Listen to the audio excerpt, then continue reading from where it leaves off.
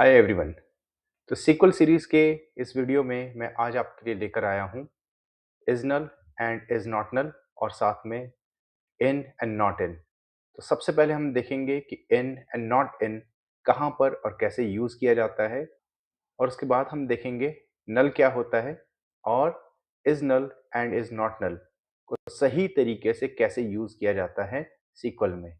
तो चलिए सबसे पहले देखते हैं आज का टॉपिक, और उसके बाद वर्क बेंच के ऊपर हम देखेंगे इसको प्रैक्टिकली करके।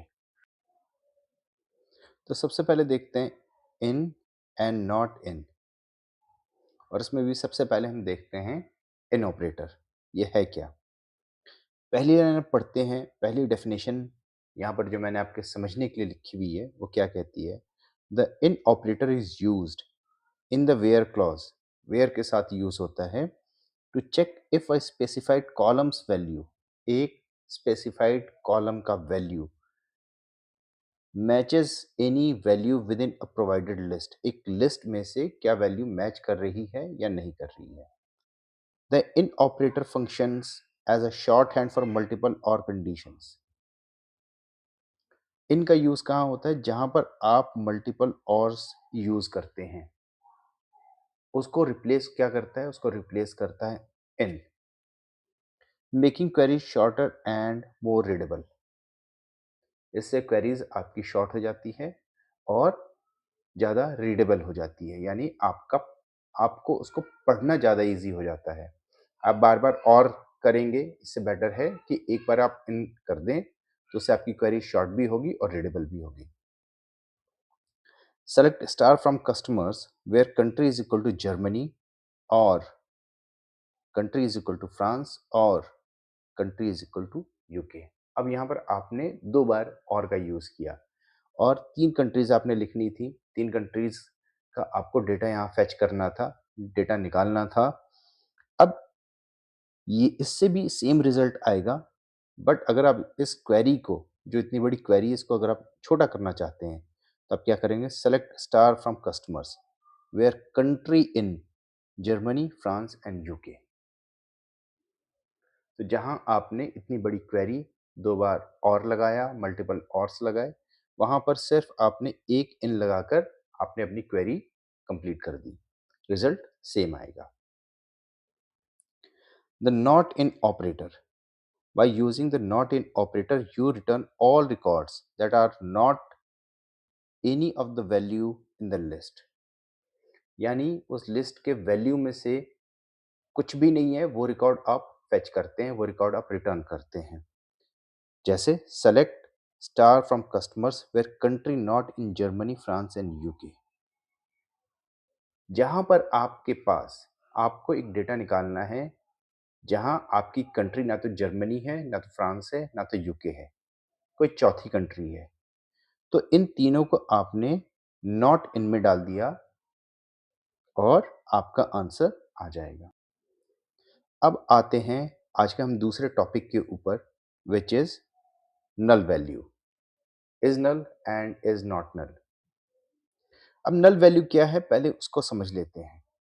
मैंने पहले बेसिक्स के एक वीडियो में नल के बारे में आपको ब्रीफली बताया था, बट मैं आज इसको थोड़ा और डिटेल में बताऊंगा।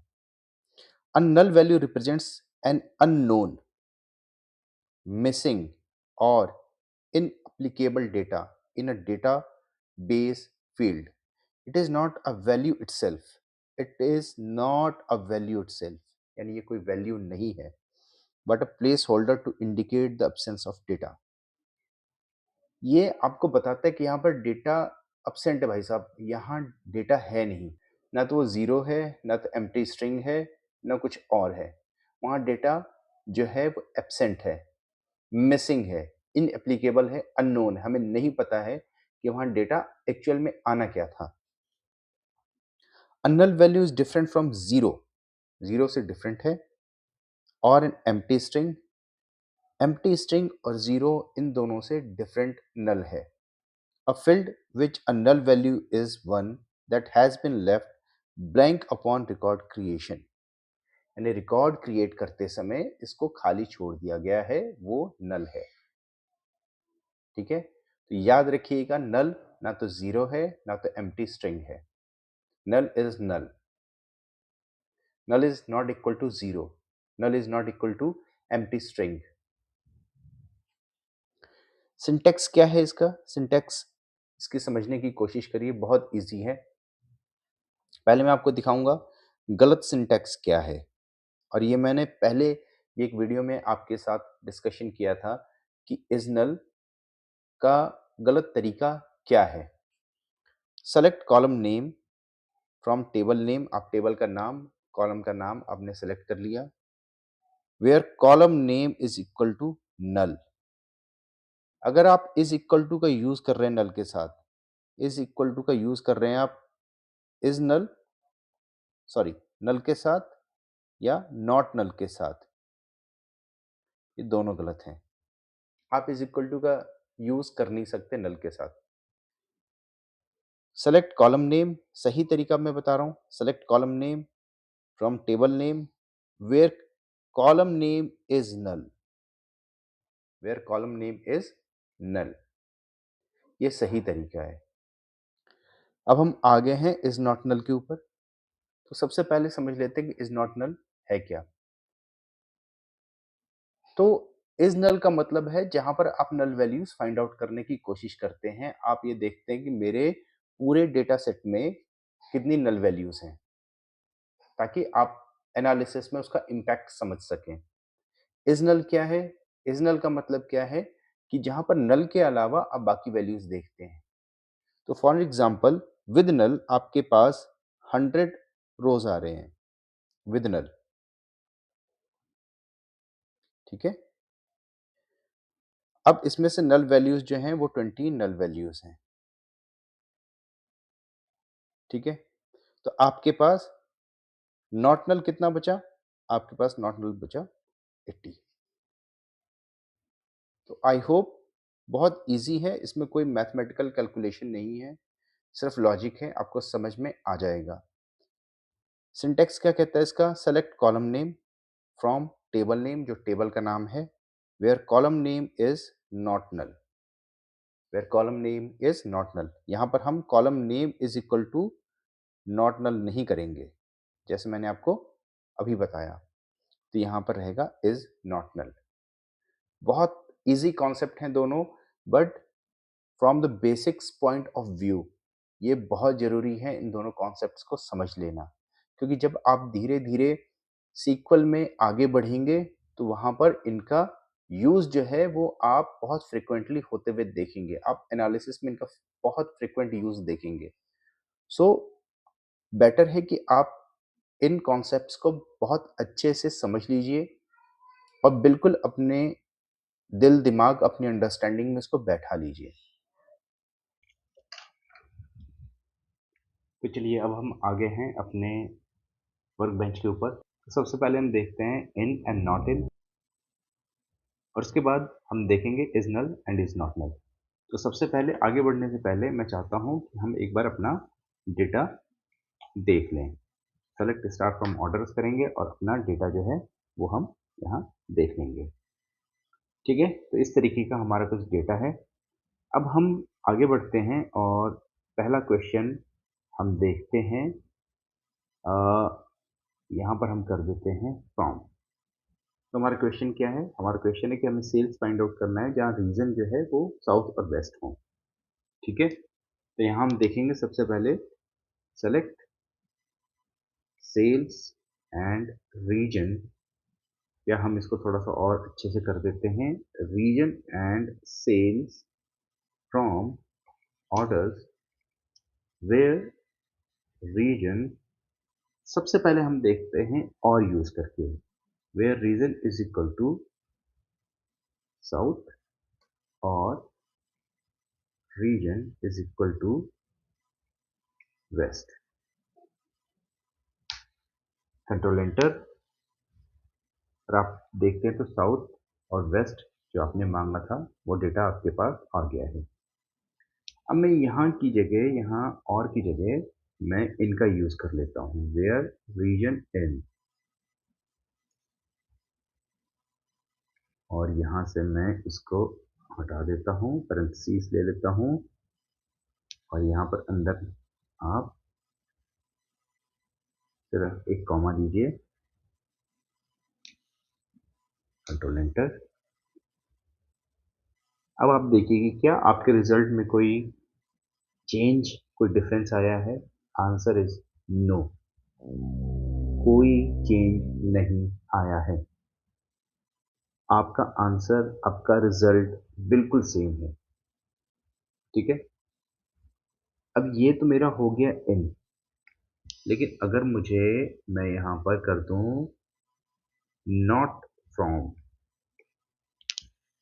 नॉट फ्रॉम साउथ और वेस्ट, अब इसका मतलब क्या हुआ पहले वो समझ लेते हैं।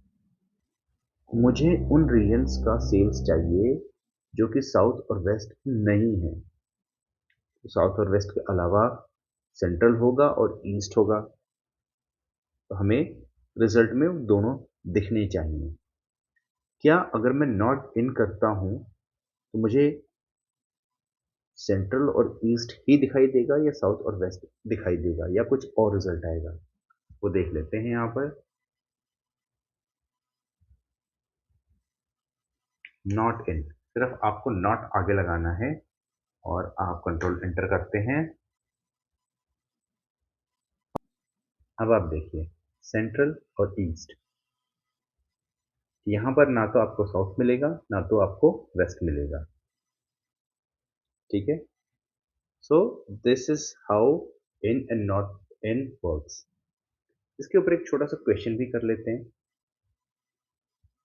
क्वेश्चन क्या कहता है कि ऑर्डर टेबल से वो ऑर्डर्स निकालो जो वेस्ट, ईस्ट या सेंट्रल रीजन के हैं। और आपसे क्या कहा गया है कि आपको कॉलम्स क्या क्या फाइंड आउट करने हैं। Order ID, customer name, region and sales, ये चार चीज़ें आपको रिजल्ट में लानी है।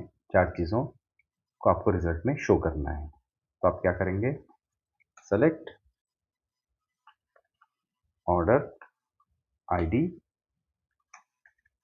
Customer name, region and sales from orders where region in क्या क्या है, वेस्ट, ईस्ट एंड सेंट्रल।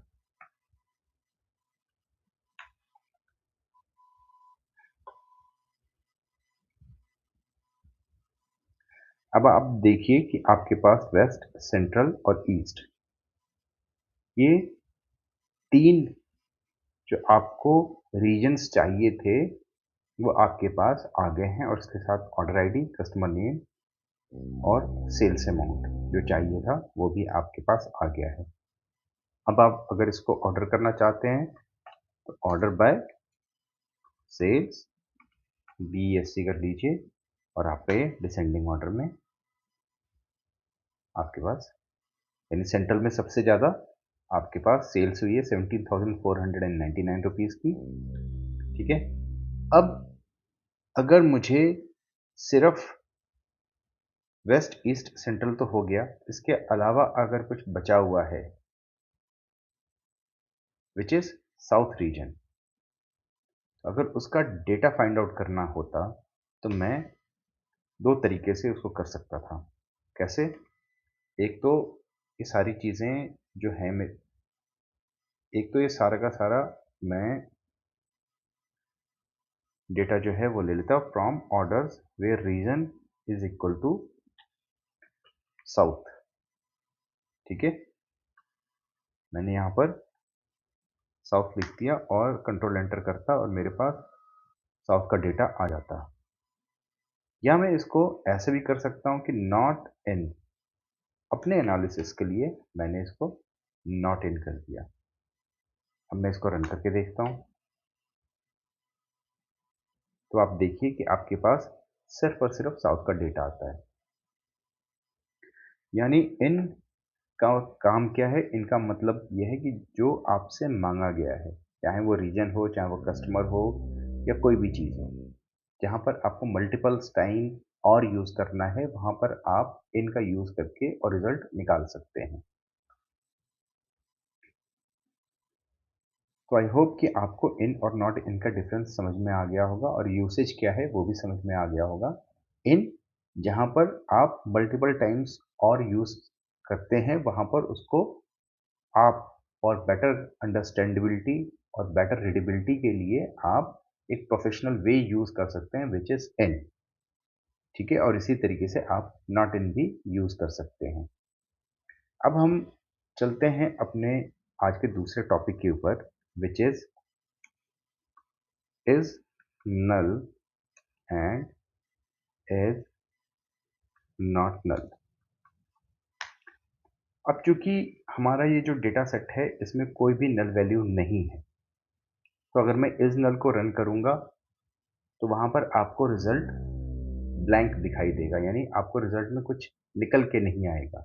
तो इसलिए सबसे पहले मैं इज नॉट नल आपके सामने करूंगा ताकि आपको पता चल जाए कि is null and is not null सही तरीका क्या है इसको लिखने का और ये कैसे रिजल्ट आपको देता है। मैं इसी क्वेश्चन को आगे लेके चलता हूं जो हमने यहाँ पर क्वेश्चन किया है और मैं यहाँ पर फाइंड आउट करता हूँ where sales is not null. Okay, हम ये मान के चलते हैं सेल्स इज नॉट नल। मैंने ये लिख दिया यहाँ पे। ठीक है, तो हम करते हैं select order ID, customer name, region and sales from orders where sales is not null, और ये मैंने एंटर किया और आपके पास रिजल्ट आ जाएगा। तो रिजल्ट में सारे रोज जो हैं वो आपको मिल जाएंगे। अब मैं यहाँ अगर कर देता हूँ इज नल,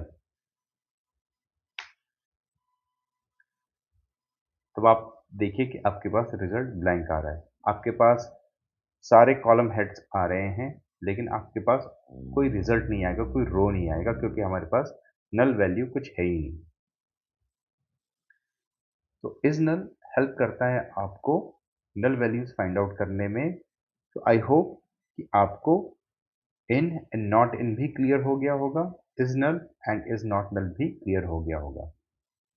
आप अगर नल और इज नॉट नल को अगर आप और थॉरली समझना चाहते हैं तो आप कोई एक ऐसा डेटा सेट ले सकते हैं जहां पर उस डेटा सेट में कुछ नल वैल्यूज हों, ताकि आप नल और इज नॉट नल दोनों को और बेहतर तरीके से समझ सकें।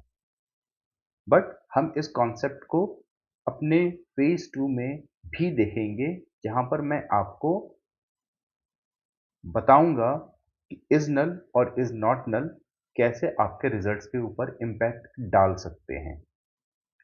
आज के लिए इतना ही। बट आज की वीडियो कंप्लीट करने से पहले मैं आपको नेक्स्ट वीडियो में हम क्या करने जा रहे हैं वो मैं आपको बता देना चाहता हूँ। नेक्स्ट वीडियो में हम जो करने जा रहे हैं एक बहुत ही important topic, like and wildcards, और ये क्यों इंपॉर्टेंट है वो मैं आपको नेक्स्ट वीडियो में बताऊंगा।